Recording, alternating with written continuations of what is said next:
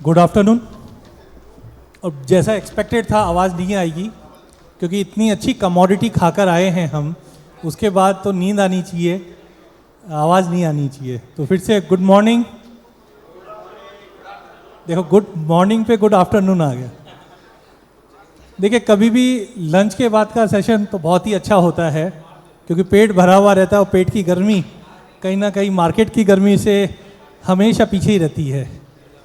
तो कोशिश करूंगा ये पैनल में भी जो मार्केट की गर्मी अब कंटिन्यू रहे, क्योंकि हल्दी में तो हमने देखा ही था वो एग्जाम्पल कि जैसे आलू की सब्जी में चुटकी भर नमक जाता है और चुटकी भर हल्दी जाती है, लेकिन हल्दी दिखाती क्या है कि पूरी सब्जी तो मैंने ही बनाई है, मेरे ही पीलेपन की वजह से एक सब्जी खाई जा रही है, लेकिन वो चुटकी भर नमक भी उतना ही इम्पॉर्टेंट होता है। वैसा ही होता है चुटकी भर सिंदूर नहीं, जीरा। और जीरे तो ऐसा है कि बचपन से हम लोग जब ट्रेन से बॉम्बे से राजस्थान जाते थे तो एक शहर पड़ता है ऊंझा, और पता ही नहीं चलता कब आता है कब जाता है, ऐसा हो ही नहीं सकता। अगर आप ट्रेन में बैठे हो और ट्रेन चल भी रही है या कुछ भी है, जो महक जीरे की जाती है उसे तुरंत समझ में आ जाता है ऊंझा। और आज ये पैनल पे भी जब मैं बैठा हूँ तो जीरे की जो महक है, चाहे हमारे मंदौर से दिनेश जी हो, भरत जी हो, किशोर भाई हो, तो तुरंत समझ में आ जाता है कि ये पैनल तो जीरे का है। तो मुझे लगता है जीरा चावल सब लोगों ने खाया ना। देखो, प्रोडक्ट इनोवेशन देखिए, पहले जीरा चावल नहीं था, जीरा सोडा हो गया, अभी जीरे बिस्किट हो गए, तो ये है प्रोडक्ट इनोवेशन।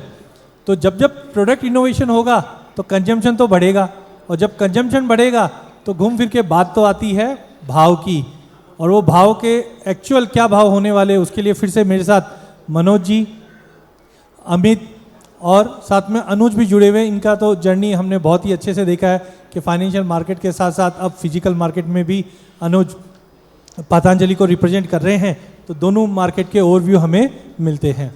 चलिए स्टार्ट करते हैं जीरे के इस पैनल डिस्कशन में, जहाँ पे कोशिश करेंगे फंडामेंटल क्या बता रहा है जीरा, क्योंकि जीरे की कहानी ये साल की नहीं है, जीरे की कहानी 2 साल पहले से है, जहाँ पे हमने देखा कि जीरे के भाव स्काई रॉकेट भी होते हुए दिखाई दिए और वहाँ से वापस फर्श पे आते हुए भी दिखाई दिए।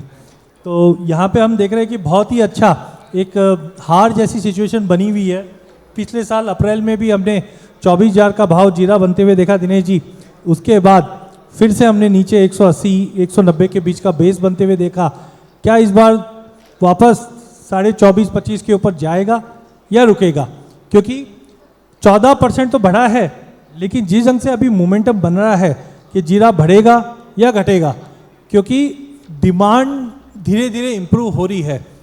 जिस ढंग से हमने भाव को देखा कि ये 60-65 के ऊपर के भाव निकल गए थे, और जो क्रैश जैसी सिचुएशन बन गई थी, पेमेंट क्राइसिस, स्टॉक बहुत ज़्यादा हो गया था, लेकिन अब धीरे धीरे ठीक है, इस बार भी क्रॉप साइज काफ़ी अच्छी है, और सुनने में आ रहा है चाइना फिर से एक्टिव रहेगा। चाइना का कितना दबदबा रहने वाला है ये साल, ये भी समझना बहुत ज़रूरी है। तो आज इस पैनल डिस्कशन में हम समझेंगे कि चाइना कितना भारी पड़ने वाला है, क्योंकि क्रॉप साइज़ तो देखो चाइना में क्या है वो समझ में कम आती है, लेकिन सामने दिखाई देता है क्या एक्सपोर्ट डिमांड रही है। साथ में एक्सपोर्ट के साथ साथ हम समझेंगे कि अदर जो डिमांड सिनेरियो बन रहे हैं, जो हमने पहले वाले पैनल में भी देखा था, इसके अलावा स्टॉकिस्ट का क्या इंटरेस्ट है, ग्लोबल मार्केट में क्या सिनेरियो बन रहा है, क्योंकि अब लास्ट वीक ही हमने देखा गल्फ फूड जो कंप्लीट हुआ है, उससे एक आइडिया लगता है कि मार्केट में क्या, ग्लोबल मार्केट क्या बोल रहा है। मैं खुद लास्ट वीक दुबई था, तो वहाँ पे क्या सेंटीमेंट हो रहा है। अच्छा, एक चीज़ और देखी है दुबई में, संतोष जी नहीं है हमारे साथ मेरे ख्याल से अभी, तो वहाँ पे हमने देखा कि रियल स्टेट के जो भाव दुबई में बढ़े हैं, उसका जीरा पे कुछ फ़र्क पड़ता है क्या? कोई आइडिया? दुबई में अगर प्रॉपर्टी के भाव बढ़ रहे हैं तो उसका जीरे पे फर्क पड़ेगा? देखिए, जो भी डेटा आप देखते हो ना, वो हर एक दूसरे को कनेक्ट करता है।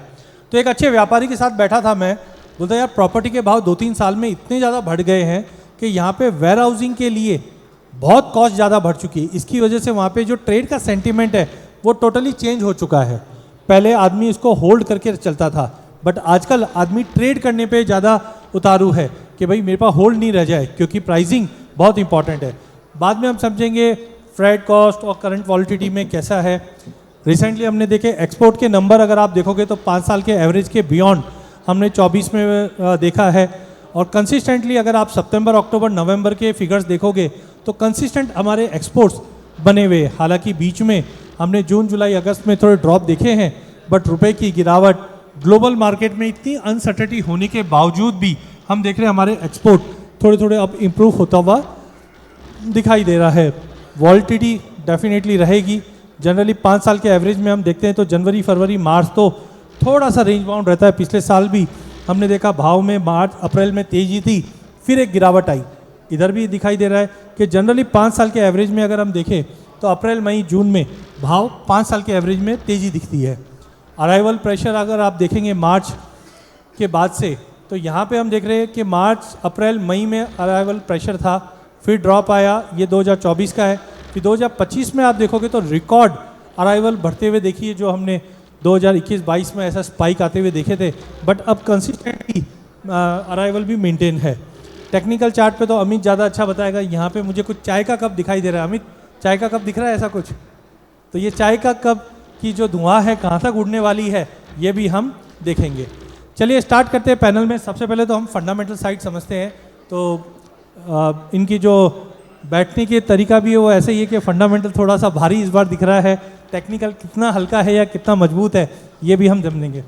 तो दिनेश जी मंदौर से है और जीरे के लिए काफ़ी अच्छा व्यू भी रखते हैं और ट्रेड भी फिजिकल में काफ़ी अच्छा रखते हैं। मुझे अच्छे से ध्यान आ रहा है 2-2.5 साल पहले मैं दिनेश जी से मिलने गया था। इन्होंने क्या किया, मेरे हथेली में जीरा रखा और ज़ोर से रगड़ा और बोला अजय भाई जाके हाथ धो के आओ और फिर बाद में इसकी खुशबू लो। बोले ये होती है असली जीरे की खुशबू। और लिटरली आज हम जो जीरा खा रहे हैं या बाकी है, तो यहाँ पे डेफिनेटली जो क्वालिटी हमारे पास है वो और कैसे अथेंटिकेटेड हो और सब तक पहुँचे। तो दिनेश जी मैं चाहता हूँ कि आप थोड़ा सा एक ओवरव्यू, पहला तो जो लास्ट टू लास्ट ईयर का क्रैश आया था उसका मेजर कारण, दूसरा व्यापार पे क्या असर पड़ा, तीसरा अगर उस पीरियड के बाद फार्मर का क्या सेंटीमेंट में चेंज आया, और प्रोडक्शन से रिलेटेड, ऐसा करके हम ये व्यू लेके चलेंगे। दिनेश जी सबसे पहले तो पिछले जो भाव में क्रैश है उसके बाद क्या चीज़ें चेंज हुई? हेलो, जो क्रैश आया उसकी वजह थी कि जो भाव बने उसकी वजह से किसानों ने सोइंग बहुत अच्छी करी। सोइंग मतलब समझो जो जनरली हमारे यहाँ 7 से 8 लाख हेक्टर में होती थी वो जाके ऊपर में 12.5-13 लाख हेक्टर तक ऊपर में बिजाई चली गई। वो 13 लाख हेक्टर की बिजाई की वजह से अच्छा उस साल वेदर ने भी बहुत अच्छा सपोर्ट किया और क्रॉप साइज भी बहुत ज़बरदस्त आई। मतलब मेरे हिसाब से करीबन 1,25,30,00,000 बोरी की क्रॉप आई। तो उसका इफेक्ट बाजार में आना ही था। उसकी वजह से बाजार में एकदम क्रैश हुआ। वो जो करीबन 250 से 200-300 के बीच में काफ़ी दिन घुमा था। उससे अगले साल जैसे बाजार थोड़ा नीचा रहा, किसानों ने क्या किया, थोड़ा जो मतलब 600 रुपये का जो भाव देखा, 600-650 का, तो उन्होंने थोड़ी बेच वाली माल रोका, देखा फिर भाव में मूवमेंट आएगा, लेकिन बाजार धीरे धीरे टूटा ही था। उसके बाद सेकेंडली जो दूसरे साल में 2024 की बात कर रहा हूँ, उसमें जो सोइंग हुई वो लमसम 11.5 लाख हेक्टर की लमसम हुई थी, थोड़ी कम हुई। उसका भी इफेक्ट आया। तो कुछ पिछले साल का कैरी ओवर भी था, इस साल भी, पिछले साल भी क्रॉप, गुजरात की मौसम वेदर ने भी बहुत अच्छा सपोर्ट किया, गुजरात की क्रॉप भी अच्छी आई थी, राजस्थान की क्रॉप अच्छी आई, लेकिन पीछे से थोड़ा वेदर ने असर किया, 5-7 लाख बोरी का फर्क पड़ा, लेकिन ऑल ओवर पिछले साल 1 करोड़ बोरी की क्रॉप आई। तो यूँ देखें तो चूँकि एक्सपोर्ट भी 600-650 में थोड़ा कम गया था, तो दूसरे 2 सालों में थोड़ा एक्सपोर्ट का सपोर्ट अच्छा मिला, तो उसकी वजह से भाव का। लेकिन पिछले साल जो कैरी ओवर का स्टॉक था उसका, और जो 1 करोड़ बोरी की क्रॉप आई, कैरी ओवर करीबन मेरे हिसाब से पिछले साल था 35 लाख बोरी के लम, उसका इफेक्ट आया और उसकी वजह से जो भाव बने और उसमें जो डिमांड का सिनेरियो बना, लोगों ने जैसे जीरे में जो भी ट्रेड किया उसने नुकसान किया, और किसानों ने भी जो माल रोका वो धीरे धीरे प्रेशर करके पुराना प्लस नया दोनों बेचना शुरू किया। इसकी वजह से काफ़ी प्रेशर आया और जो नीचे में भाव जो आपने बोल रहे थे 19,000 या 18,800 के लमसम देखने को मिले थे। अभी मैं इस साल का सिनेरियो जैसे सोइंग का अपन जान लें तो इस साल मैं गुजरात के अंदर करीबन 30 से 35% सोइंग कम मानता हूँ और राजस्थान के अंदर 10 से 12% सोइंग कम है। इस बार अगर आप क्रॉप साइज अगर अपन समझे तो गुजरात के अंदर ईल्ड को लेके मेरे को थोड़ी प्रॉब्लम लगती है। मेरे को गुजरात की क्रॉप ज़्यादा से ज़्यादा 22-23 लाख बोरी से ज़्यादा नहीं लगती है। लेकिन राजस्थान अभी तक वेदर में कोई विशेष छोटे मोटा नुकसान से ज़्यादा नहीं है। मेरे को लगता है राजस्थान की ईल्ड अच्छी आनी चाहिए। राजस्थान में जो कमी बेसी है वो सिर्फ एक ये सिरोही साचोर ये ज़िले में है, मतलब जालोर साचोर, और थोड़ा नागौर बेल्ट में नुकसान है। उसके अलावा कहीं नुकसान की बात नहीं है। अभी तक क्रॉप दाना साइज सब अच्छा है। मेरे को लगता है अच्छा आना चाहिए। मेरे को लगता है 50-52 लाख के लमसम राजस्थान की क्रॉप आनी चाहिए। ये 50-52 और इधर 22, तो मोटा मोटी 70-75 हो गए, और बाकी तो 75 लाख। बाकी कैरी ओवर का अगर अपन लगता है मेरे को 18 से 20 लाख बोरी कैरी ओवर काफ़ी कुछ माल किसानों ने पुराना निकाल के इस सालों में बेचा है ये। ओके।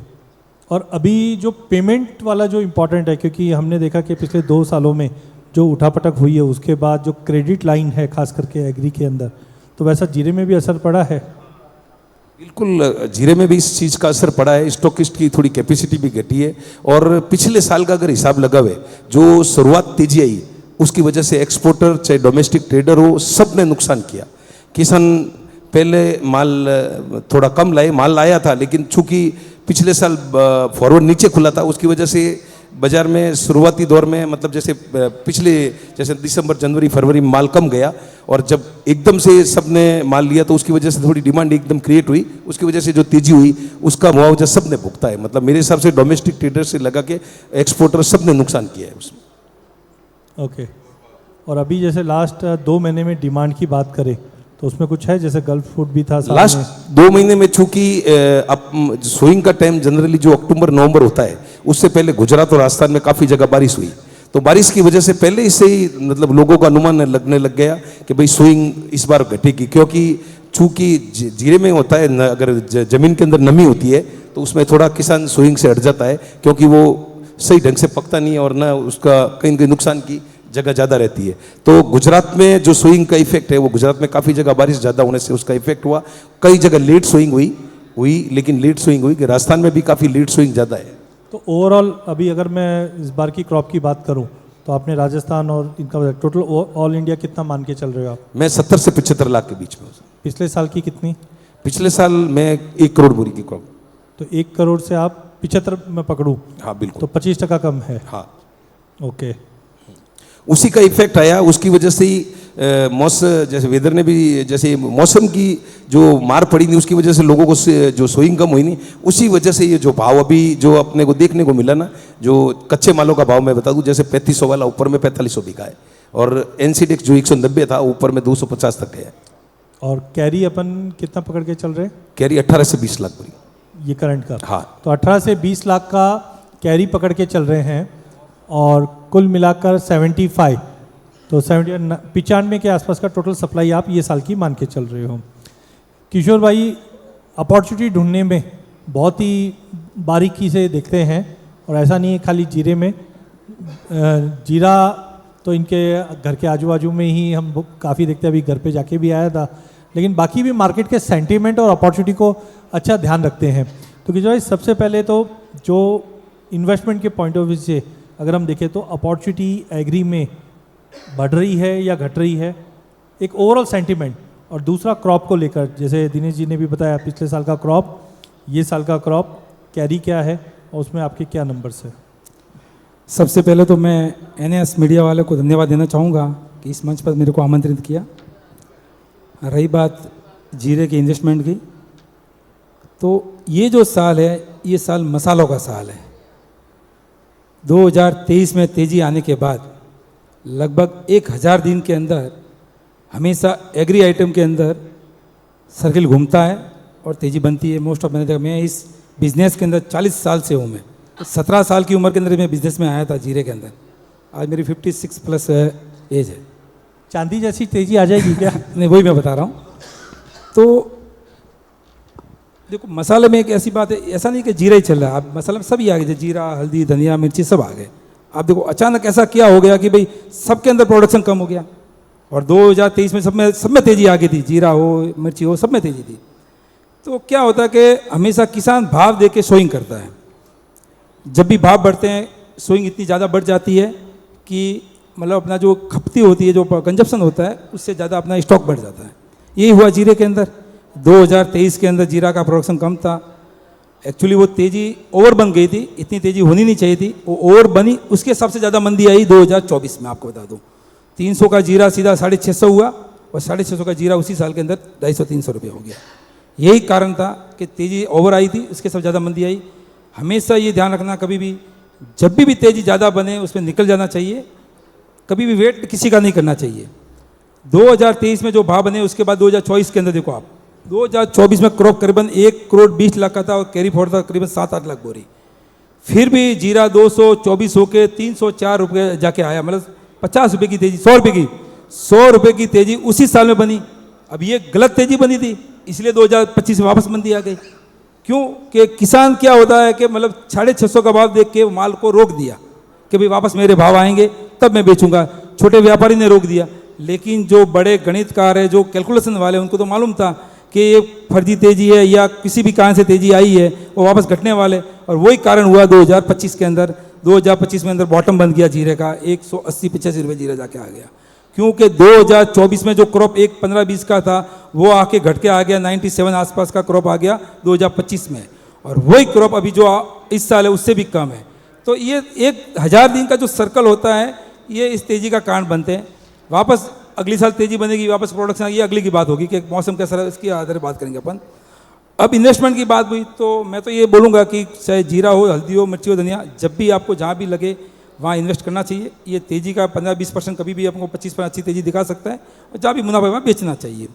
अब रही क्रॉप की बात, तो गुजरात के अंदर जो क्रॉप है वो क्रॉप मैं जहाँ तक मानता हूँ 75% आसपास, 75 जिसने बताया, सोनी जी ने हमारे मित्र हैं, तो मैं वहाँ लगभग 75% उसको क्रॉप को गिनता हूँ लास्ट ईयर से। और राजस्थान के अंदर है तो वही 90 पैसे आसपास हम भी मानते हैं। एक नागौर जो बेल्ट है, ये हमारा जालोर बेल्ट है, जालोर बेल्ट के अंदर करीबन 35-40% कम है, नागौर बेल्ट में 25-30% कम है। ईल्ड की बात है, लास्ट ईयर ईल्ड बहुत कम थी ये बाड़मेर वगैरह में, इस बार ईल्ड थोड़ी प्लस आ भी आ सकती है और कहीं कम भी आ सकती है, कोई ज़्यादा मोटा मोटी फर्क नहीं है। लेकिन राजस्थान के अंदर मैं मानता हूँ जो लास्ट ईयर फसल है उससे 2-5 प्लस ही आएगी, कम नहीं आएगी। हाँ, गुजरात के अंदर ज़रूर कम आएगी। क्रॉप का मेरा अनुमान है कि गुजरात और राजस्थान मिला के करीबन मैं गिनता हूँ 80 लाख आसपास क्रॉप आनी चाहिए, 80 प्लस ही आनी चाहिए, नीचे नहीं आनी चाहिए। रहा कैरी फॉरवर्ड की बात, तो कैरी फॉरवर्ड में मानता हूँ 25 प्लस। जो दिसंबर और जनवरी के अंदर जो गुजरात के अंदर बिकवाली हमारे यहाँ आई है माल मंडियों में, आज दिन तक इतना माल, मतलब दिसंबर जनवरी फरवरी तक अभी तक इतना माल कभी बिकवाली के लिए नहीं आया, चाहे तेजी हो मंदी हो। माल किसानों को भरपूर पड़ा है, माल है, फिर भी एक तेजी का मोमेंटम बनेगा, क्योंकि इस बार मौसम बना हुआ ऐसा है तो तेजी बनेगी। तो पिछले साल का कैरी कितना पकड़े? 25 प्लस गिनता हूँ। 25, ठीक है। और प्रोडक्शन 80 और इस बार का प्रोडक्शन 80 ना, इस बार का लास्ट 97। तो इम्पॉर्टेंट देखिए, बोलते हैं ना एक्सपीरियंस सबसे इम्पॉर्टेंट होता है। तो दो चीज़ समझ में आती है, एक तो 1000 दिन वाली कहानी, और वो ये देखिए इनके 45 साल का निचोड़ है। आज ऐसे प्लेटफॉर्म पे अगर हम आते हैं तो सीखने की चीज़ क्या है? आज इन्होंने 45 साल ये चीज़ देखी है, तो याद 40 साल नहीं, वैसे 45 ठीक है तो 40 साल का जो निचोड़ है कि देखो 1000 दिन में ये साइकिल बनती है। तो इन्वेस्टमेंट का पॉइंट इसीलिए मैंने पूछा था इनसे, क्योंकि टाइमिंग इज मोस्ट इम्पॉर्टेंट। जैसे बोलते हैं ना, बादल आएंगे तो क्या आएगा? बारिश आएगी। अरे वो वाइट बादल है सर, बारिश नहीं आएगी। तो जैसे ये एक्सपीरियंस काम करता है। तो 1000 दिन का जो कमोडिटी की साइकिल है, अगर इसको पकड़ के अगर हम निवेश करें, जो निवेशक है या कोई कंपनी वाला है, अगर उसको प्लानिंग करके चले तो हमें सही प्राइसिंग मिलती है। अब इन्होंने एक चीज़ रेज की थी कि जिस ढंग से हमने नवंबर दिसंबर में अराइवल देखा, तो इनका एक्सपीरियंस, मुझे नहीं लगता ये कोई कंप्यूटर खोलकर डेटा देखते होंगे, क्योंकि ये इनका एक्सपीरियंस है, मंडी में एक्चुअल ये देखते हैं। और वही चीज़ यहाँ पे आप डेटा में आप देखोगे तो जुलाई के बाद सितंबर, अक्टूबर, नवंबर, दिसंबर और जनवरी, यहाँ के लास्ट के 3-4 बार देखोगे ये कंसिस्टेंटली काफ़ी अच्छा रेस किया, जितना पिछले सालों में कभी नहीं है। तो ये इंपॉर्टेंट होता है एक्सपीरियंस की, और मैं वही कोशिश कर रहा हूँ कि ये प्लेटफॉर्म से आपके पास एक्सपीरियंस और नंबर जब ये दोनों आ जाएंगे तो आपका जो ट्रेड है या डिसीजन लेने के लिए जो डेटा चाहिए वो और एक्यूरेट मिले। बट इसी चीज़ के अंदर थोड़ा सा ग्लोबल मार्केट का भी तड़का लगना चाहिए, क्योंकि आज हमारी कमोडिटी खाली इंडिया की नहीं रही है, ये ग्लोबल कमोडिटी रह गई है। चाइना एक सबसे बड़ा प्लेयर है, मिडिल ईस्ट भी हम एक जानते हैं, एक सेंटर है, यूरोप बोलो चाहे यूएस बोलो, सबको चाहिए तो जीरा इंडिया का चाहिए। भरत भाई का काफ़ी अच्छा एक्सपीरियंस है, करीबन 40 कमोडिटी में अच्छे से ये ध्यान रखते हैं, हेल्थ का भी बहुत अच्छा ध्यान रखते हैं। जब भी हम मिलते हैं तो सबसे पहले ध्यान हम हेल्थ का ही रखते हैं। तो ऐसे ही जीरे की हेल्थ का क्या राज है भरत भाई? और सबसे पहले तो ग्लोबल मार्केट का क्या सिनेरियो है, फिर हम लोग क्रॉप पे पूछेंगे कि पिछले साल का क्रॉप कैरी ओवर क्या था, क्या प्रोडक्शन था, ये साल के लिए पिछले साल का क्या कैरी ओवर और क्या प्रोडक्शन रहा है। तो ग्लोबल मार्केट में क्या सिनेरियो, क्योंकि गल्फ फूड में क्या सीन है वो आप ही अच्छा बता पाओगे।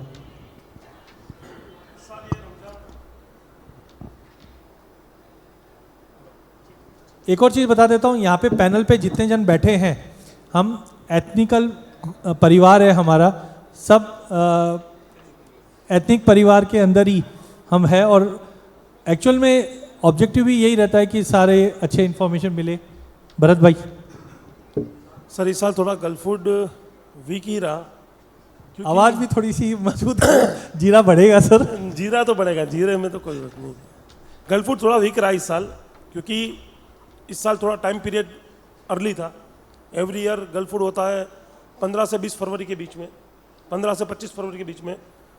Because of Ramzan every year 2 weeks पहले आ जाती है, तो इस साल इन लोगों ने जनवरी में किया। इसके कारण बायर्स, फॉरेन बायर्स की वहाँ पर अवेलेबिलिटी कम दिखी, तो ऑल ओवर कम रहा, व्यापार पानी कम रहे, बट एक ठीक है, एक ऑल ओवर गैदरिंग। तो क्या ऐसे 4 कारण रहे हैं जिनकी वजह से जो सेंटीमेंट है वो थोड़ा खराब रहा? एक तो जैसे डोनाल्ड ट्रंप, तो ठीक है वो एक कहानी वाली चीज़ है। देखो 4 कारण में पहला कारण रमजान की डिमांड पहले ही पूरी हो गई थी।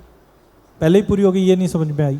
दिसंबर में इन लोगों ने बाइंग कर लिया, जब दिसंबर में बाइंग करेंगे, जनवरी में माल पहुंचेगा, तब वो लोग फरवरी में यूज़ कर पाएंगे, क्योंकि बड़े बायर्स के पास के फिर छोटे छोटे स्टोर में माल जाएगा। तो जो चीज़ इन्होंने बोली वही चीज़ आप इधर देख सकते हो, रेड वाली लाइन प्राइस की है। डिस्पाइट अराइवल बढ़ रहा है, आप देखो सितंबर, अक्टूबर, नवंबर और दिसंबर में कंटिन्यू भाव बढ़ा। तो जो हम सोचते हैं कि एक्सपोर्ट की डिमांड, रमजान की डिमांड जनवरी में अर्ली आने की वजह से हमने बराबर भरत भाई अक्टूबर, नवंबर, दिसंबर में ही भाव को टाइट होते हुए देखा। दूसरा, इस बार एक्सपो जो था होता था वर्ल्ड ट्रेड सेंटर में, वो उन लोगों ने चेंज करके दूसरी जगह चेंज किया प्लेस, तो उसके कारण भी पब्लिक को ऐसा लग रहा था कि भाई प्लेस चेंज हो गई तो पार्टिसिपेट कैसा रहेगा, तो उसके वजह से भी थोड़ा गल्फ फूड में सबका आना कम रहा। नहीं, दूसरा ये लेकिन रीजन भी, जैसे ओवरऑल हम टैरिफ की मार देख रहे हैं, क्योंकि इसमें यह देखा गया, मैं काफ़ी कॉर्पोरेट के साथ काम कर रहा हूं, तो मेरे पास जैसे ही डोनाल्ड ट्रंप ने टैरिफ लगाया तो हमारे पास जो इंक्वायरीज आई थी वो ये आई थी, सर यूएस तो गया, अब हमें बताओ मार्केट कौन सा खुला हुआ है। तो हमने सुना था लैटिन अमेरिका, मिडिल ईस्ट और एशियन कंट्रीज़ के अंदर एक्सप्लोरेशन हुआ, तो वैसा कुछ दिखाई दिया वहाँ पे टैरिफ की वजह से? नहीं सर, ऐसा कुछ दिखाई नहीं दिया। इस बार थोड़ा गैदरिंग ही कम था सर, ओवरऑल गैदरिंग ही कम था sir. Indian public, Indian gathering ज़्यादा था, फॉरेन बायर्स की अवेलेबिलिटी कम थी सर। जैसे मैं भी दुबई में मिला तो वो तो बोला सब पाकिस्तान भी इस बार ना इंडिया से माल ले रहा है, ऐसा कुछ सुनने में है। हाँ तो ले ही रहा ना, वो तो इंडिया से किसी ऑप्शन ही नहीं है सर। ओके, तो वो बता रहे थे कि पाकिस्तान वाले भी है ना कहीं बोले इंडियन ग्रुप में ही जुड़े हुए हैं, और जब हम लोग उसको भाव बताते तो भैया बोला उनजा का भाव तो ये है, हमें ये बता दो, तो मार्जिन नहीं बचा। सर पाकिस्तान टोटली माल इंडिया का ही जाता है। ओके, सब एग्री, हल्दी, धनिया, जीरा, मेथी। सो ओवरऑल अगर अपन मिडिल ईस्ट की डिमांड ऐसा देखें तो पूरा सुस्त था इसमें? पूरा सुस्त था पूरा, बट अभी वर्ल्ड हैंड टू माउथ है। अच्छा, एक है कि माल है भी नहीं, अभी वहाँ पर जो भी माल गया वो कंजप्शन में बिक गया है। ये मार्च चालू होगा और सूखे माल आना चालू होंगे, न्यू क्रॉप सब स्टार्ट हो गए हैं। अभी सब माल में मॉइस्चर है, गीले माल आ रहे हैं। जैसे ही होली के बाद ये माल ड्राई होते जाएंगे, वर्ल्ड वाइड पूरी ग्राहकी आएगी सर। ऑल ओवर वर्ल्ड में कहीं कोई स्टॉक नहीं है, कोई कैरी नहीं है, सब हैंड टू माउथ है। जब भी बाजार क्या होते हैं गेड़िया जी, कि 2 साल मंदी देखी व्यापारियों ने या फॉरेनर ने, सबने, तो 2 साल बाजार चला ही नहीं, तो उनको क्या लगता है कि बाजार वापस नीचे आ जाएगा। तो अचानक बाजार जब दीपावली के बाद बढ़ा तो क्या किया कि जिसके पास जो माल था वेजिटेबल नीचे आया, तो वापस बाजार नीचे आया नहीं। तो इसके हिसाब से अब ये हैंड टू माउथ है। अब आप ये देखना मार्च के अंदर या अप्रैल के अंदर इतनी बढ़िया डिमांड आएगी, सब बाजार भाव टॉप के बन जाएंगे। ये देखना। कैरी तो ज़्यादा बता रहे तो कहाँ से आ जाएगा? नहीं, कैरी बहुत मजबूत हाथ में, ऐसा नहीं है। माहौल से तेजी आती है, कैरी वेरी से कुछ भी नहीं है, आपको बता दूं मैं एक। सेंटीमेंट से हाँ, तेजी आती sentiment जो है। चेंज होता है तो फिर माहौल जो बना होता है तेजी बन जाती है। समझ गया। हाँ, तो बराबर माल तो देखो इस बार भी देखो हल्दी भी कम, जो जीरा 2023 में 650 हुआ तो भी कैरी फॉरवर्ड हुआ। हल्दी इस बार शॉर्ट मान लेते फिर भी 20 जाके आई, वो कुछ नहीं है। नहीं, बिल्कुल ये चीज़ बहुत इंपॉर्टेंट है कि सेंटीमेंट बहुत इंपॉर्टेंट है। जैसे वो कहावत होती है ना, रोया जाए मरे की खबर लाए। अगर आप व्यापारी पे सब मिलो क्या चल रहा है, बहुत ख़राब है जी मार्केट, सेंटीमेंट ख़राब है, और यही अगर जीरे में 2 सर्किट लग जाए एनसीडीएक्स पे तो तुरंत सबका सेंटीमेंट सुधार नहीं है, माल ही नहीं है बिल्कुल भी। लेकिन चाइना की क्या कहानी, क्योंकि पिछले साल भी बहुत ज़्यादा हवा बन रही थी कि 1 लाख के ऊपर का माल आएगा, बट 55-60 के आसपास बता रहे हैं। सर उन लोगों का कंजम्पशन 70 से 80 हज़ार टन है।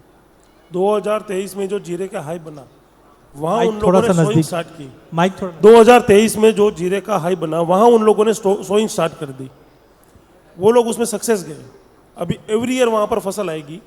इस साल भी वहाँ पर रिपोर्ट यही आ रहा है कि वहाँ लास्ट ईयर से ज़्यादा ही फसल सोइंग होगा। बट वहाँ के फिगर्स किसी को नहीं मिलते हैं, पक्के फिगर किसी को नहीं मिलते। एक अनुमान रहता है सबका। लास्ट ईयर भी वो लोग इंडिया से मार्च अप्रैल 2 महीने में 20 से 25 हज़ार टन माल ले गए, और बाद में उनकी फसल आई 60 से 65 हज़ार टन। तो उनकी खपत ही इतनी है, 70-80 हज़ार टन की खपत है, 20-25 इंडिया से लिया और 60 की उनकी फसल आई। एक बेर मिनिमम 60, फिगर 20, 60 80। यस, उनकी खपत ही इतनी है। और अभी भी आगे देख रहे हैं हम, मुझे ऐसा फील हो रहा है मार्च में कहीं ना कहीं चाइना की, अगर ये जीरा अभी जो भाव चल रहा है 225, ये कहीं पर भी 220 के आसपास आ जाएगा, एक फेयर भाव हो जाएगा, तो वापस चाइना मिनिमम 15-20 हज़ार टन जीरा इंडिया से बाई करेगा। लेकिन 1-2 स्टोरी, 2 चीज़ ऐड करना चाहूँगा इसमें। मैंने 2-4 इंटरनेशनल बायर से बात की तो बोला आजकल है ना चाइना और प्रोसेस करके एक्सपोर्ट भी बहुत एक्टिविटी बढ़ा रहा है, बराबर है? Yes yes sir. और दूसरा, मेरा ये पर्सनल व्यू है, जिस ढंग से ग्लोबल मार्केट में हंगर इंडेक्स बढ़ा है, हंगर इंडेक्स भुखमरी, और जो ग्लोबल मार्केट में लड़ाई चल रही है, तो चाहे रशिया हो, चाहे चाइना हो, चाहे इंडिया हो, यहाँ पे जो फोकस हो रहा है वो मेजर क्रॉप्स पे ज़्यादा हो रहा है। जैसे इस बार के नंबर आए तो इसमें हमने देखा ऑयल सीड, पल्सेस और ग्रेन्स, इनका प्रोडक्शन एरिया बढ़ा है। तो वही चीज़ रशिया में भी हो रही है, वही चीज़ चाइना में भी हो रही है। तो लग रहा है अपने को जो सोइंग का एरिया, क्योंकि जहाँ तक फूड इन्फ्लेशन है, प्रोजेक्शन है अभी वर्ल्ड बैंक का कि अगले 2 साल में फूड इन्फ्लेशन बढ़ेंगे, और जब भी ऐसा होता है तो जो माइनर क्रॉप होती है या अस्मा से बाहर, अस्मा मतलब असेंशियल कमोडिटी एक्ट के बाहर की जो कमोडिटी होती है, उस पर फोकस कम होता है। और वो हमको दिखता भी है कि इस बार चने का प्रोडक्शन बढ़ा है, मस्टर्ड हो उसका भी प्रोडक्शन बढ़ा है, चावल, गेहूँ है, गेहूँ में भी हम देख रहे हैं वेदर भी फेवरेबल है। तो मेरा थोड़ा सा ऐसा है कि जो चाइना का एरिया हम देख रहे हैं उसमें थोड़ा सा ड्रॉप मुझे ऐसा लगता है आना चाहिए। बिल्कुल भरत भाई ने सही बताया, डेटा निकालना चाइना से बहुत डिफिकल्ट है, बट ये इसलिए इम्पॉर्टेंट है क्योंकि अगर ग्लोबल मार्केट में सोइंग कम होती है तो स्पाइसेस एक ऐसे काउंटर है जो फूड इन्फ्लेशन में अपना वेटेज नहीं रखते या बहुत मिनिमल रखते हैं। तो यहाँ पे एक पूरा इकोसिस्टम बन रहा है। अगले साल इलेक्शन भी है, यस, और फार्मर खुश भी होने चाहिए। तो चाइना में अभी अब आपका क्या व्यू है सोई का? सर चाइना की फसल 10 साल में 3 साल सही आती है, 7 साल फेल हो जाती है, क्योंकि जब वहाँ पर हार्वेस्टिंग होता है तब वहाँ पर मॉनसून होता है। अभी खाली अपन एक अनुमान लगा सकते हैं कि वहाँ सोइंग होगी, बट उनकी क्रॉप कितनी आएगी वो इज टू अर्ली टू से कि भाई तो मोटा कितनी मोटी क्रॉप आएगी। वो मोटा मोटी फरवरी में सोइंग हो जाती है और नंबर मार्च अप्रैल में सोइंग स्टार्ट होती है सर उनकी। हाँ? मार्च में स्टार्ट होती है मार्च में चालू हो जाती है, ठीक है। और माल कब तक आ जाता है? सर उनका माल हार्वेस्टिंग होता है तब वहाँ पर मॉनसून होती है, और अच्छा। उनका माल जब आता है तब जुलाई अगस्त हो जाएगा, जुलाई अगस्त में माल आता है। तो मोटा मोटी देखिए फरवरी मार्च में चाइना की क्या सोइंग होगी ये ध्यान रखना, और जुलाई अगस्त में जो मानसून है वो टाइम पे हार्वेस्ट का टाइम होता है, वो सप्लाई भी देगा। और इसमें कुछ है सीरिया, तुर्की, अफगानिस्तान। सीरिया तुर्की लास्ट ईयर फेल था, वहाँ पर दिसंबर में अगर बारिश गिरती है तो ही वो लोग फसल सोइंग कर सकते हैं। लास्ट ईयर वहाँ पर बारिश नहीं थी, तो जीरा, धनिया, कलौंजी, काफ़ी आइटम के सोइंग नहीं थे, तो सब आइटम इंडिया की ऊपर चली थी, बूस्ट हुई, मेनली कलौंजी। बिल्कुल, अपने बात नहीं कर रहे अपन वो चीज़ की, बट इस साल वहाँ पर पानी है, बारिशें गिरी है, आगे जाके वहाँ पर सोइंग होगा जीरे का। बट उनकी क्रॉप ज़्यादा से ज़्यादा सीरिया तुर्की सब मिला के मैक्सिमम टू मैक्सिमम 30 से 40 हज़ार टन आती है, कोई हैवी क्रॉप नहीं आती है। और मेरे ख्याल से उसका ज़्यादा पार्टिसिपेशन और यूरोप साइड होता है। उनका खुद का कंजम्पशन भी है 10 से 15 हजार टन का, और बाकी उनका जो माल पैदावार होता है वो माल होता है आईपीएम। तो वो ज्यादातर यूरोप- जीसीसी कंट्री में उनका माल बिकता है। तो घूम फिर के आप बोल सकते हैं ऊँट के मुंह में जीरा, यस, मतलब हमारे पास ही है जीरा। हाँ। देखिए ऑब्जेक्टिव भरत भाई से ये एक एक चीज़ लेना, आपने गल्फ फूड के बारे में समझा, आपने चाइना के बारे में समझा, आपने सीरिया तुर्की के बारे में समझा। ये इसलिए इम्पोर्टेंट था क्योंकि ग्लोबल मार्केट में बोलते हैं ना कि हम कितनी भी अच्छी गाड़ी चलाए बट पड़ोसी क्या चला रहा है उस पर भी ध्यान देना चाहिए। तो भरत भाई से समझने का ऑब्जेक्टिव यही था कि चाइना की क्रॉप कब आती है, क्योंकि बहुत बार जब हम बिजनेस करते हैं हमें आइडिया नहीं रहता। जैसे हमसे भी गलती हुई थी धनिया के केस में, हम सोचते थे कि धनिया बाहर से क्या आएगा, लेकिन अचानक रशियन धनिया आ जाता है और पूरे इक्वेशन को चेंज कर जाता है। इसीलिए ग्लोबल मार्केट पे भी आपकी नज़र होनी चाहिए। जो सवाल मैंने भरत भाई से पूछा उसका ऑब्जेक्टिव यही था कि ग्लोबल मार्केट कैसे है। लेकिन जब हमको ये सब तेज़ी समझ में आती है, फंडामेंटल समझ में आता है, लेकिन भरत भाई एक चीज़ हम लोग भूल गए उसमें, वो है क्रॉप साइज़, कि पिछले साल क्या क्रॉप था, कैरी ओवर अभी क्या आप मान के चल रहे हो, और ये साल की क्रॉप क्या मान रहे हो? मेरे हिसाब से पिछले साल क्रॉप था जीरे का मैक्सिमम 1 करोड़ से 1 करोड़ 5 लाख बोरी, और 20 से 25 का कैरी था। 20 से 25 कैरी। 20 से 25 का कैरी था। और ये साल मैं मानता हूँ राजस्थान 50 से 52 लाख, गुजरात 30 लाख बोरी, ओके टोटल 80-82 के बीच में फिगर आएगा कोई भी, 80-82, 80-85 80 to 82, हाँ 80 नहीं से जी, बराबर 82। 80-85 आपका भी, आपका 75, आपका 75, क्योंकि सर 75-80 लास्ट ईयर 55 लाख बोरी का फीस ने आंकड़ा दिया था, 54 लाख समथिंग का राजस्थान का, उसमें 10% फसल कम है। बट राजस्थान का वेदर इतना अच्छा है, नजर ना लगे जीरे को, आने वाले 15 दिन तक वो जीरा सही से हटा गया ना तो गुजरात की फसल को वो कवर अप कर लेगा। गुजरात की फसल एज अ गवर्नमेंट आंकड़ा, और एक हमारी कंपनी है उन लोगों ने सैटेलाइट सर्वे करवाया है, वो दोनों मैच हो रहा है। 4,10,000 हेक्टेयर का जो आंकड़ा आया है फिगर है, वो फिगर एकदम सही है, और उसमें 10-15% का नुकसान है। जो बीच में जो बारिशें गिरी, थोड़ी हवाएं चली, उसमें 10-15% का नुकसान है। तो मेरे हिसाब से 30 गुजरात, 50 से 55 के बीच में कोई भी फिगर राजस्थान का आ सकता है। परफेक्ट। तो अभी तक और केरी की बात करें सर, केरी का पक्का आंकड़ा किसी को नहीं मिलेगा। जीरा केरी खूब है, मैं 20 में भी गलत पढ़ सकता हूँ, 25 में भी गलत पढ़ सकता हूँ, मेरा आंकड़ा 30 भी है, बट फिक्स किसी का आंकड़ा नहीं है। माल खूब पड़ा है, मारवाड़ में खूब पड़ा है, मैं खुद सर्वे में जाता हूँ, किसानों के पास पुराना जीरा इतना पड़ा है, वो लोग अभी इतने हो गए हैं कि जीरा उनके लिए गोल्ड है, गोल्ड। जब उनको वो पेमेंट की जरूरत होती है, घर में शादी है, घर में कुछ है, तो ही वो जीरा बेचते, वरना नहीं बेचते। समझ गया। और जितनी जरूरत है उतना ही माल बेचते, बाकी का रख देते हैं। बिल्कुल बिल्कुल। तो मोटा मोटी एक ग्लोबल सेंटीमेंट, और क्रॉप का नंबर 75 भी दिख रहा है, 85 भी दिख रहा है, बट कहीं ना कहीं इसको एक नंबर पे तो लाना है। तो उसके लिए पहले हम लोग प्राइस पे आ जाते हैं। तो मनोज जी, हमने मैक्रो नंबर तो पिछले पैनल पे आपने बताया कि रुपी में क्या मूवमेंट है, ग्लोबल मार्केट में क्या मूवमेंट है, बट अगर मैं प्राइस मूवमेंट की अगर मैं बात करता हूँ तो डेफिनेटली 2 साल पहले हमने बहुत अच्छा मूव देखा, फिर गिरावट देखी। तो अभी मनोज जी आपको क्या लग रहा है ये साल? पहले हम लोग प्राइस के ऊपर मनोज जी, फिर बाद में अनुज और अमित से पूछने के बाद वापस इनसे भी पूछेंगे कुछ माइंड चेंज हुआ है या क्या प्राइस मूव है। मनोज जी। Thank you Ajay ji. पिछले साल भी जब एनएनएस में जीरे के ऊपर जब हम चर्चा कर रहे थे तो मैंने बोला था कि ट्रेडिंग के लिहाज से पूरा साल जीरे के लिए अच्छा रहेगा, और हमने जीरे को देखा कि उसमें बहुत ज़्यादा उतार चढ़ाव पूरे वर्ष देखने को नहीं मिला, और ट्रेडिंग के लिहाज से जीरा पूरे साल अच्छा रहा, और उसमें किसानों को भी अपनी फसल बेचने का मौका मिला, व्यापारियों को भी व्यापार करने का मौका मिला, और स्टॉकिस्ट को भी कोई नुकसान नहीं हुआ। तो ऐसा ही साल जो है 2026 का भी रहेगा, लेकिन 25 से बेहतर रहना चाहिए। 25 में पिछले साल हमने बोला था कि जीरे में कहीं भी 19-20 हज़ार के आसपास बेस रहेगा, और ऊपर में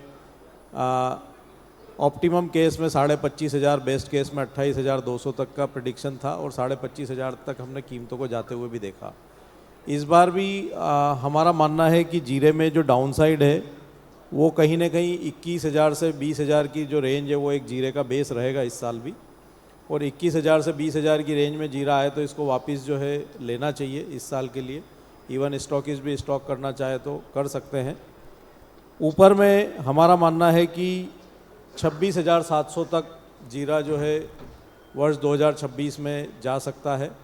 तो नीचे की रेंज 20,000 और ऊपर की 26,700 वर्ष 2026 में जीरे के लिए लगता है। अजय जी, ऊपर में कितना बताया? 26,000 26,700 267 और टाइम फ्रेम पूरे साल का अपन पूरे साल का व्यू है। ओके, तो मोटा मोटी आप समझ रहे हैं कि 20 से लेकर 26.5 का एक दायरा रहेगा। बस इसमें वो जो चाइना वाला फैक्टर जो भरत भाई ने बताया कि अगर वहाँ पे हार्वेस्टिंग के समय में अगर कोई गड़बड़ होती है और उस समय अपने भारत में यहाँ पे डिमांड अच्छी होती है तो बेस्ट केस में 30,000 तक भी हम भाव 2026 में देख सकते हैं, लेकिन 26,700 तक की संभावना लगती है। बेस्ट केस में 30,000 भी बन सकता है। दो कौन से ऐसे फैक्टर रहेंगे? एक तो चाइना तो आपने बता ही दिया, और एक ऐसा क्या फैक्टर रहेगा जो इम्पोर्टेंट रहेगा आपके हिसाब से? एक फैक्टर अपने यहाँ पे लोकल मानसून का भी रहेगा, जो बार बार एल नीनो की बात आ रही है। तो इस बार यहाँ पे बारिश कैसी रहेगी, क्योंकि जो जीरा है वो रबी की क्रॉप होती है और अगर यहाँ पे मानसून कमज़ोर रहता है तो फिर नेक्स्ट ईयर उसमें सोइंग कितनी बड़ी मात्रा में होगी वो एक बड़ा पॉइंट है जो देखने लायक रहेगा सारे ही मसालों में। तो एक तो इंटरनेशनल जो जिसमें चाइना इंपॉर्टेंट रहेगा और भारत का जो मानसून है वो इम्पोर्टेंट फैक्टर रहेगा। बिल्कुल, तो मोटा मोटी ये मनोज जी का मानना है कि 20-500 का एक बेस रहेगा जो पूरे साल भर हमने देखा कि उसके नीचे सस्टेन नहीं कर पाया। ऊपर में यस 25.5 के लेवल देखे तो उसी को हम एस्केलेट करते हैं तो 26.5 तक के लेवल दिखेंगे।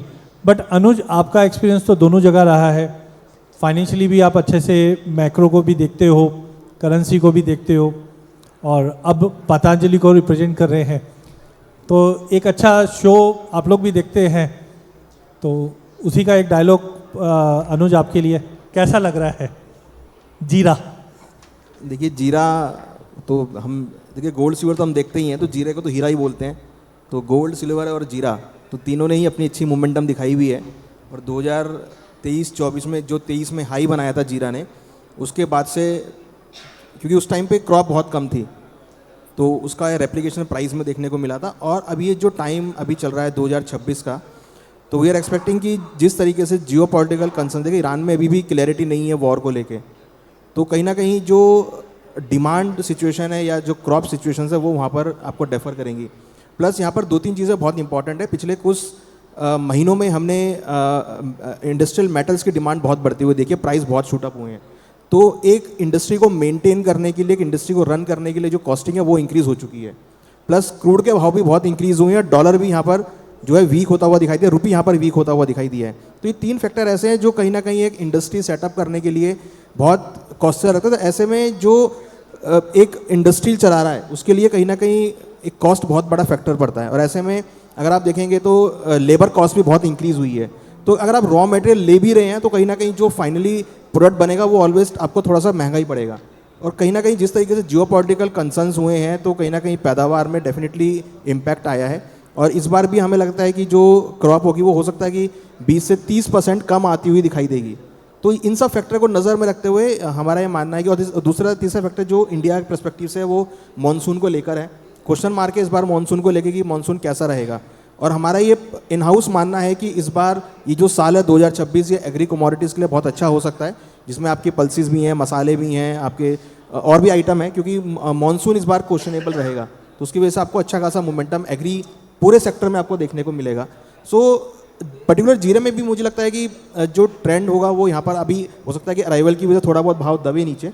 मैं नहीं मानता कि नीचे 19,000 से ज़्यादा नीचे भाव जाएंगे। That is a maximum low side, जो कि काफ़ी अच्छा एक सपोर्ट जोन रहेगा। और हायर साइड में क्योंकि कैरी ओवर स्टॉक पिछली बार का ज़्यादा है, तो मुझे लगता है कि ऊपर में 26 से लेकर 27,000 मैक्सिमम आपको लेवल देखने को मिलेगा, जहाँ पर आपको प्रॉफिट बुकिंग भी आती हुई दिखाई देगी। देखिए 27,000 पे एकदम से क्रैश नहीं होगा। 27,000 पर आपको जैसा भरत भाई ने बताया कि भाई एकदम से प्रॉफिट बुकिंग आएगी, जिसको माल चाहिए वो अपना माल निकालेगा, तो वो जब भी रेट आएगा वो उसको निकालेगा। तो वही एक रेंज बनती हुई दिखाई देगी। असली तेजी जो आएगी वो मानसून की पिक्चर को देखकर आएगी कि मानसून कैसा आता है। अगर मानसून जरा सा भी खराब होगा तो मुझे लगता है कि 30 से लेकर 32,000 भी चला जाए। तो मानसून के बेस पर ही आगे पिक्चर आपकी क्लियर होगी, लंबी पिक्चर। तो मोटा मोटी 19, 19.5 का बेस और ऊपर में 26-27 तक का रहेगा। सो अमित भाई, जो लेवल्स अगर मैं शॉर्ट टर्म में पकड़ूं और एक है थोड़ा सा आप लंबा व्यू दो तो क्या रेंज में पकड़ रहे, क्योंकि क्रॉप साइज में हमने देखा मोटा मोटी ये निकल कर आ रहा है कि क्रॉप कम रहेगी और डिमांड ठीक है धीरे धीरे दिखेगा, मानसून फैक्टर भी है, तो इन सबको सम अप करते हैं तो क्या रेंज आप देख रहे हो शॉर्ट टर्म में और थोड़ा सा लंबा समय में, अगर ये 2026 देखें तो क्या देखते हैं आप? जी thank you sir. Kishore sir ने बहुत ही अच्छे तरीके से बताया कि ये जो 100 दिन की साइकिल होती है ये काफ़ी इम्पोर्टेंट है कमोडिटी के लिए।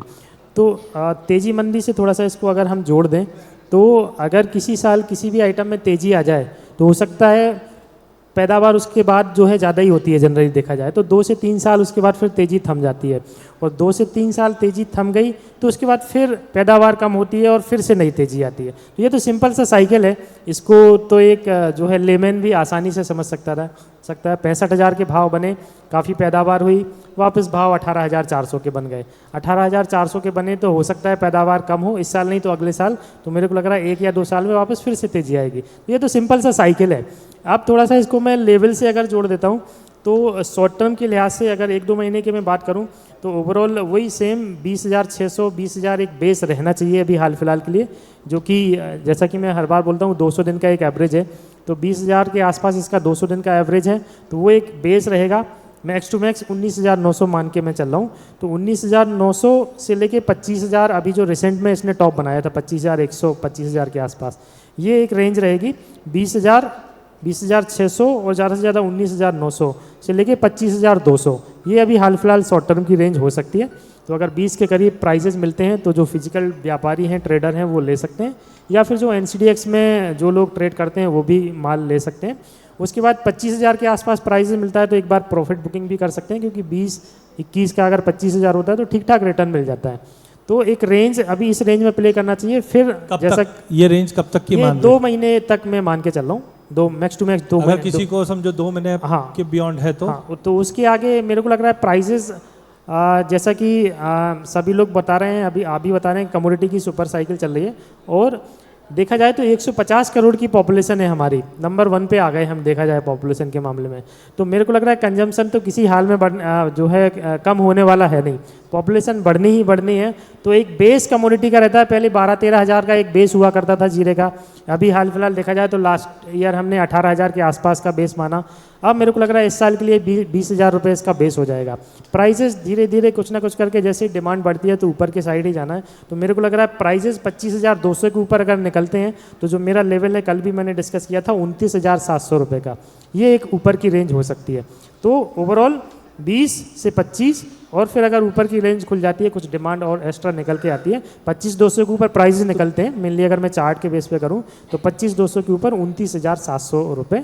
तो मोटा मोटी 20 का तो एक बेस निकल के आ ही रहा है और 25 साढ़े 25 के ऊपर जाता है तो ऊपर में हम 29 तक का भी लेवल देखें। कंडीशन जो डिमांड है, बारिश है, ये सब ले लेते हैं। बिल्कुल बिल्कुल, तो बेस जो है धीरे धीरे बढ़ता जाएगा, जा रहा हर है, चीज़ का बढ़ता है तो इसका भी बढ़ेगा, नॉर्मल सी बात है। धन्यवाद। तो ऑलमोस्ट हमने क्रॉप के बारे में सब चीज़ समझी है और लेवल भी समझे। एक फटाफट रैपिड फायर ले लेते हैं और इनसे भी फंडामेंटल वालों से भी समझते हैं कि इस बार लेकर ही काम करना है या बेच के काम करना है। लेकिन एक चीज़ थोड़ी और मुझे लगता है कि एक्सपोर्ट के ऊपर आपका क्या व्यू है दिनेश जी, और लेवल ये भाव में, मैं देखिए आप कोई ट्रेड नहीं करते हैं इसमें, लेकिन एक फिर भी एक व्यापार करने के लिए, क्योंकि काफ़ी कॉर्पोरेट्स भी है जो कंजम्पशन के लिए देख रहे हैं, तो आप ये साल नीचे में क्या भाव देख रहे हैं, ऊपर में क्या भाव देख रहे हैं, और कौन से ऐसे 2 ट्रिगर है जो आपको लगता है बहुत इंपॉर्टेंट रहने वाले हैं?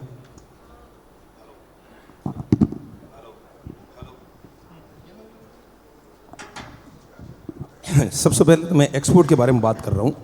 एक्सपोर्ट जो पिछले 2 साल पहले जो करीबन 2,30,000 टन के लमसम गया था, और मैं पिछले साल की बात करूँ तो लमसम 2,10,000 टन के लमसम जा रहा है। मैं पिछले पूरे साल में एक चीज़ सुन रहा हूँ, इस बार एक्सपोर्ट नहीं है, इस बार एक्सपोर्ट नहीं है, इस बार एक्सपोर्ट नहीं है।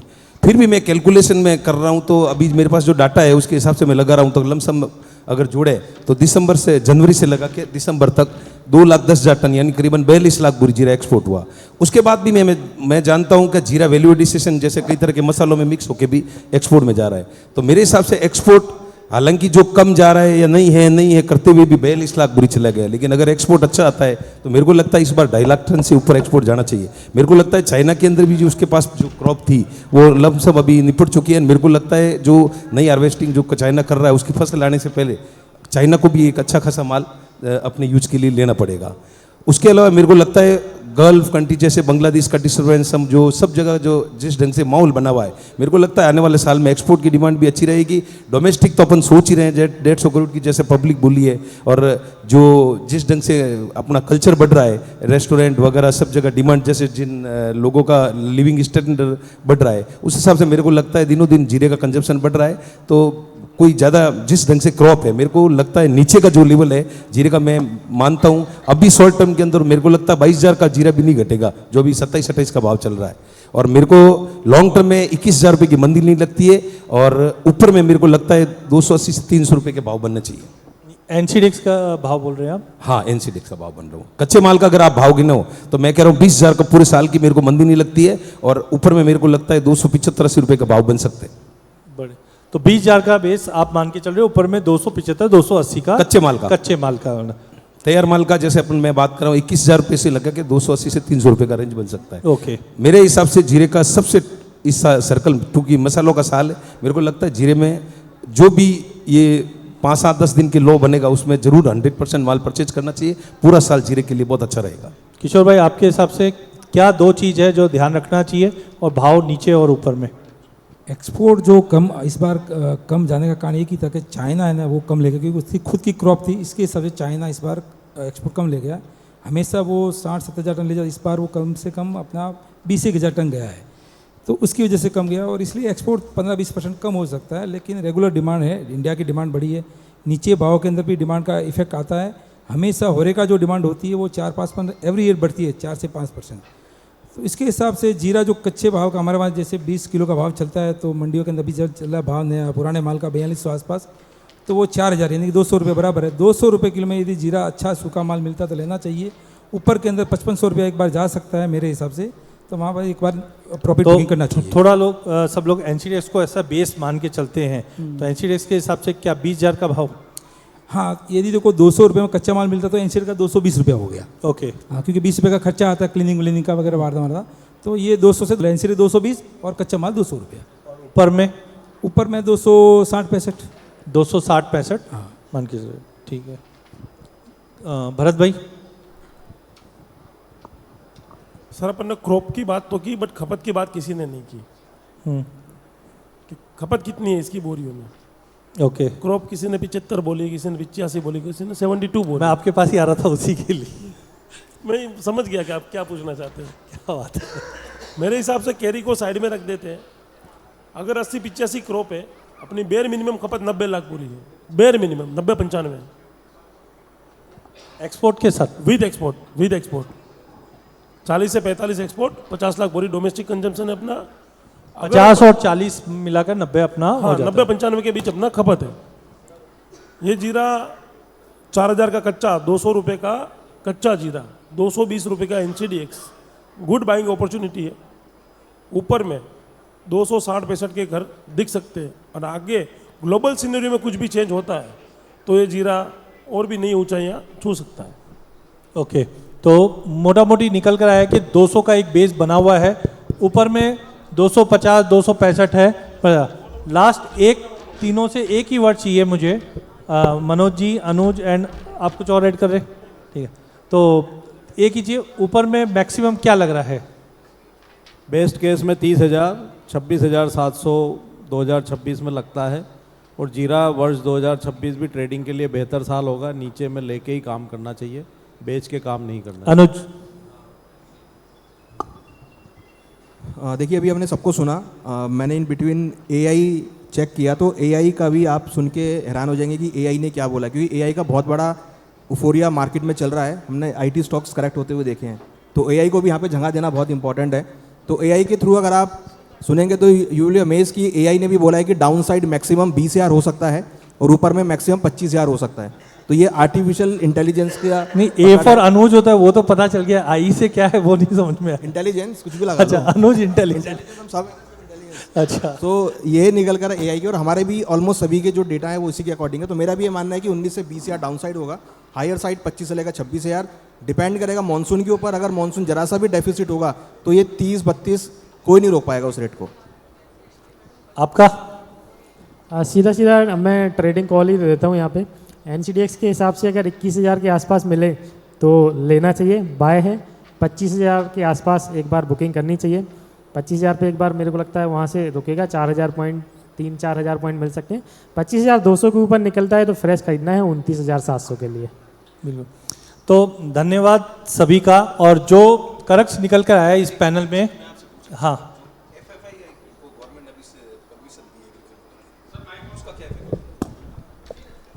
FII को जो अभी गवर्नमेंट ने परमिशन दी है एग्री कमोडिटी के अंदर, एक्सचेंज के अंदर और फिजिकल ट्रेड के अंदर, उसका क्या इफेक्ट आएगा बाजार के अंदर? एक सेकंड ले रहा हूँ सर मैं। तो जो मैं कल के प्रेजेंटेशन में बता रहा था, मेरा ऑब्जेक्टिव बताने का यही है, और दिनेश जी ने बिल्कुल मतलब घुमा फिरा कर एक चीज़ पूछो वो बता। देखिए, ग्लोबल मार्केट में लोग पैसा कहाँ लगाऊं ये ढूंढ रहे हैं।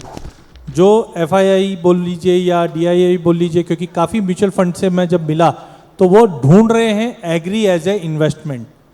मान के चलना, एग्री एज ए इन्वेस्टमेंट अभी तक इंडिया में सोना, हम लोग सोना बाय करते हैं क्या? सोना बाय करता है कोई? आप लोगों में से सोना बाय किया किसी ने? अरे कोई इनकम टैक्स वाला कोई आके नहीं पूछने वाला। करते हैं। बाय करते हैं? हम लोग सोना बाय नहीं करते, हम सोना कंज्यूम करते हैं। आज आपने कोई भी, हम बोलते हैं ना, चैन ये सब ले ली, वो बेचने के लिए कभी नहीं जाते। तो अभी तक हमने कोई भी कमोडिटी है वो लेते नहीं, हम कंज्यूम कर लेते थे। बट अब हमको समझ में आ गया है कि गोल्ड ETF आ चुका है, लो और बेचो। तो ये जो डिमांड आई है, ये नई डिमांड आई है। और दिनेश जी, जो आपका सवाल है बिल्कुल बहुत ही इंपॉर्टेंट है। अगले 2 साल में आप इस चीज़ का देखोगे कि कमर्शियल जो फाइनेंशियल प्लेयर थे, उनको अब कहीं ना कहीं कमोडिटी के अंदर समझ में आ रहा है कि पैसा बन सकता है। वेयरहाउसिंग सिस्टम बन चुके हैं। अब यहाँ पे जैसे जैसे पैसा बन रहा है, लोगों का पैसा आएगा एज ए इन्वेस्टमेंट। तो आप लोग तो बैलेंस शीट की बातें कर रहे हो, वो खाली क्या करेंगे, एक ऐसा ही सेशन लेंगे, टेक्निकल चार्ट पे एल्गो लगाएंगे और बोलेंगे 20% का रिस्क लो, 40% 50% मिलेगा। बैलेंस शीट क्या है, डिमांड क्या है, कुछ लेना देना नहीं है। अब जब ये लोग अगर मार्केट में आ गए तो आप कितना भी फंडामेंटल समझा दो, कितना भी कुछ बता दो, वो बोलते हैं ना बस करना है तो करना है। तो मुझे लगता है कि FIs ठीक है, वो लोग थोड़े समझते हैं मार्केट को। कोई भी इन्वेस्टमेंट करने से पहले क्या बैलेंस शीट है, क्या फंडामेंटल है, क्या स्ट्रेंथ है, वो सब देखते हैं। बट इससे 2 फायदा होगा, एक मार्केट का विस्तार होगा, सेकंड वॉलिटिलिटी तो होगी, बट उसके अलावा जैसे जीरे के केस में जो हमने स्पाइक आते हुए देखा ना, ये सब चीज़ कम हो जाएगा। क्यों हो जाएगा? क्योंकि फंडामेंटल दिखता है कि अरे प्रोडक्शन बहुत ज़्यादा है सपोज, तो तुरंत स्पेकुलेशन, जैसे अभी हमने चांदी के केस में देखा, तो मार्जिन बढ़ गए, इमीडिएटली उस चीज़ को नीचे ला दिया गया। तो कहने का मतलब है अच्छा भी है, कुछ खराब भी है, बट कुल मिला के पार्टिसिपेशन बढ़ेगा और ये अपॉर्चुनिटी है सबके लिए। तो एक हमारा एक आपको एक जानकारी देना चाहूँगा कि 28 फेब और 1 मार्च को FISS फीस, ये इस पर एक सेमिनार करने जा रहा है अहमदाबाद में, कर्नावटी होटल में। सभी किसी को भी आना हो तो मुझे कांटेक्ट कर सकते हैं। धन्यवाद, धन्यवाद। ये पैनल पे किसी का अगर क्वेश्चन है, सर आपका क्वेश्चन था?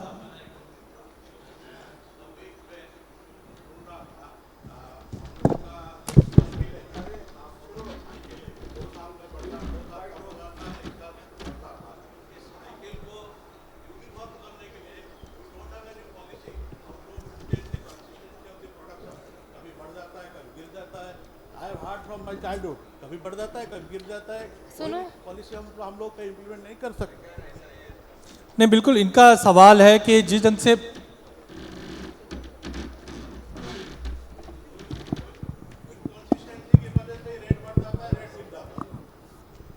हेलो, प्रोडक्शन की आप बात कर रहे हैं कि कोई साल प्रोडक्शन ही रिलेटेड टू द प्राइस। आपका प्रोडक्शन बराबर है तो प्राइस आपका बराबर यूनिफॉर्म ±10% में रहेगा। जब हमारा प्रोडक्शन ही ± होके 2 साल गिर जाता है, कभी हल्दी गिर गया, कभी जीरा गिर गया, कभी धनिया गिर गया, जो बढ़ता है गिरता है, किसी का 3 साल साइकिल, किसी का 2 साल साइकिल, वो साइकिल को how we are going to maintain uniformly. Okay. Nobody has the policy, nobody has the answer. Sir And we are talking from the, I have heard from my childhood. There is no policy from the government side, not from the industry side, nor from the farmer side. Nobody is interested into that. That is the main problem we are facing. What is the answer? बिल्कुल Manoj ji, actually अपने यहाँ पे India में कोई government का specific किसी भी crop को लेकर के कोटा सिस्टम नहीं है कि कोई भी फार्मर उसकी एकरेज के हिसाब से उतना ही फसल जो है उस पर्टिकुलर कमोडिटी का उगा सकता है। जब तक इस तरह की कोई पॉलिसी नहीं होगी तो ये जो साइकिल की हम बात करते हैं ये एक मनोविज्ञान है कि जब भी किसी चीज़ का भाव बढ़ता है, हमने 2023 में 65 रुपये जीरा देखा तो उसके बाद किसानों को लगा कि ये एक रिम्यूनरेटिव क्रॉप है तो उसका एकरेज काफ़ी बड़ी मात्रा में बढ़ गया। तो जब तक गवर्नमेंट कोई भी ऐसी पॉलिसी फॉर्म नहीं करती है कि इस सर्टन परसेंटेज से ज़्यादा आप उसका सोइंग नहीं कर सकते, तब तक वो वहाँ पे वेरिएशन जो है वो देखने को मिलेगा ही मिलेगा। सो गवर्नमेंट इसमें करती हाँ, क्या है, एक तो चाइना- एमएसपी को लेकर प्ले करती है कि अभी हमने देखा खरीफ के अंदर भी कि एमएसपी बढ़ा देती है, और जो चाइना की बात आप कर रहे हो उसमें क्या होता है कि एक हम रूल बेस्ड काम हो जाता है, आपको इतना ही लगाना। बट गिवन दैट इंडिया का जो जोग्राफिकल एरिया और अभी भी एग्री डेटा को लेकर कोई भी ऐसे लाइब्रेरी या आर्काइव नहीं है कि उस चीज़ को देखकर फोरकास्ट किया जाए। गवर्नमेंट दो चीज काम करी, एक तो बफर स्टॉक्स के ऊपर, अभी तक हमने कभी सुना नहीं था कि पल्सेस का बफर स्टॉक होगा, बट एटलीस्ट अभी 2040 की जो पॉलिसीज़ है उसके अंदर government is trying to make a buffer stock for pulses so that हमारा जो प्रोटीन है उसको हम कंट्रोल कर पाए। सेकेंड है एमएसपी जो कोशिश कर दी है, but definitely we need a very strong policy for this. उसके बाद ही हम देखेंगे कि प्राइस में स्टेबिलिटी बनती हुई दिखाई देगी। विद दिस हम लोग ये पैनल चाहिए कि नहीं चाहिए सर? सर आप लोग तो एक्सपर्ट है इसमें, हम लोग को पॉलिसी इंप्लीमेंट करना चाहिए, उस डायरेक्शन में जाना चाहिए कि नहीं चाहिए? नहीं, बिल्कुल जाना चाहिए। ऑलरेडी वाइट पेपर इस पे गए हुए हैं, लेकिन टू बी वेरी फ्रैंक हर चीज़ों को होने में समय लगता है।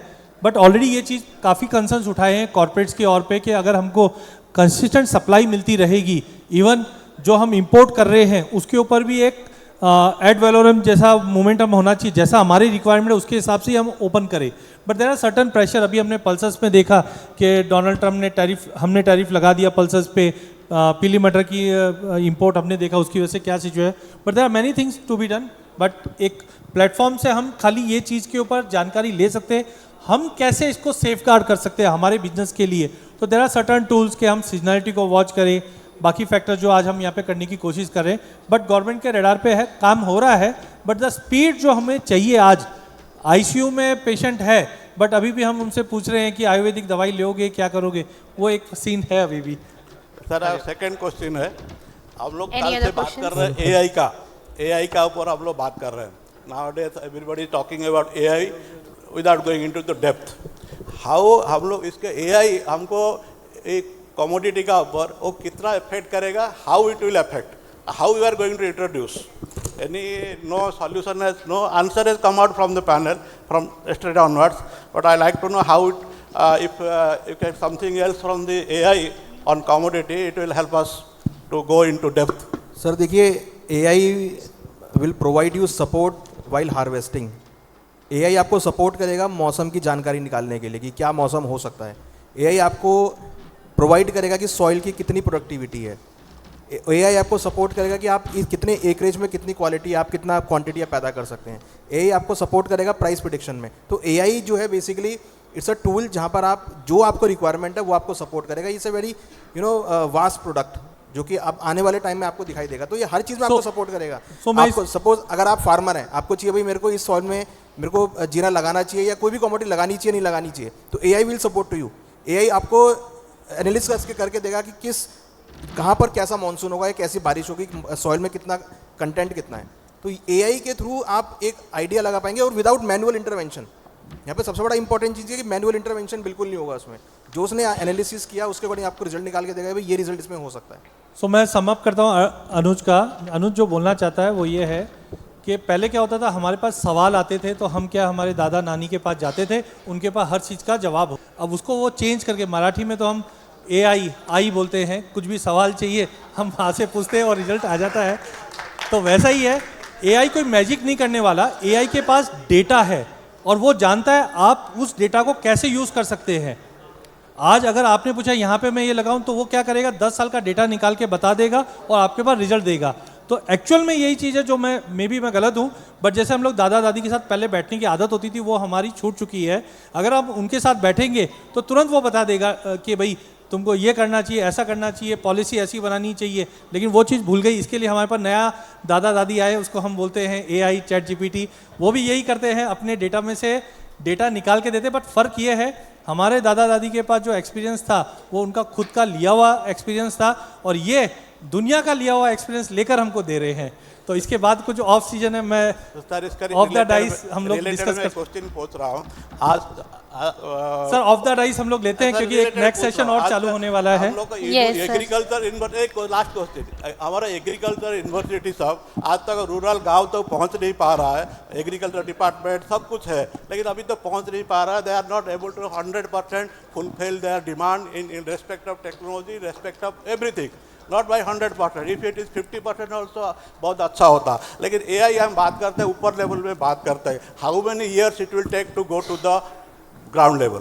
तो देखो, इंडिया में लॉ, बिल्कुल आपका सवाल अच्छा है, इंडिया में लॉ बने हुए हैं बट इम्प्लीमेंटेशन का प्रॉब्लम है। दुबई में आदमी जाता है, कचरा देखता है और जेब में डालता है, क्यों? वहाँ पे लॉ भी है और उसका इम्प्लीमेंटेशन भी है। वही आदमी दुबई से बाहर निकलता है, एयरपोर्ट पे जाएगा और नीचे कचरा डालेगा, उसी इंडिया करता है। तो हाँ, लॉ है हमारे पास, लेकिन जोग्राफिकली और विलिंगनेस चाहिए, वो थोड़ा और बढ़ेगा, ट्रांसपेरेंसी बढ़ेगा तो डेफिनेटली आएगा। बट सवाल आपका बहुत ही वाजिब था, और AI को लेकर जो आज है वो बहुत इंपॉर्टेंट, हमको एडॉप्शन करना पड़ेगा।